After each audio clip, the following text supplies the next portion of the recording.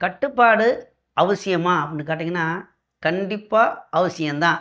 இப்போ ஒரு உதாரணத்துக்கு சொல்லணும் அப்படின்னாக்கா, ஒரு குடும்பத் தலைவன், அதாவது கணவன், அவர் பாட்டுல என்னை யாரும் எந்த கண்டிஷனும் போடக்கூடாது. நான் சம்பாரிக்கிறேன். என் வழி தான் நடப்பேன் அப்படிங்கிறாரு. ரைட் நீ அப்படியா? அப்படின்னோனே ஒரு பெண்ணு, மனைவி, நானும் சம்பாரிக்கிறேன். என்னைய யாரும் எதுவும் கேட்கக்கூடாது. நான் என் போக்குக்கு தான் போவேன். அப்படின்னு இவங்க 2 பேரும். இன்னும் ஒரு உதாரணம் எடுத்துக்கலாம் அப்படின்னாக்கா, ஒரு வீட்ல செல்ஃபோன பத்தியே பேசுவோம். இவரு கணவர் வாட்டுல அப்பா செல்ஃபோன பார்த்துக்கிட்டே இருந்து, அம்மாவும் செல்ஃபோன பார்த்துக்கிட்டே இருந்து, மகன போய் "டேய் நீ ஒழுங்கா படிக்கணும். செல்ஃபோன பார்க்க நான் ஒரு சைஸா பார்ப்பேன்." இப்படி பார்த்துட்டு, நீங்க செல்ஃபோன பார்த்துக்கிட்டு என்னைய பார்க்க வேணாங்கிறீங்க. இது எந்த விதத்தில நியாயம்னு அவனா நெனச்சுக்கிட்டு, சரி சரிங்க.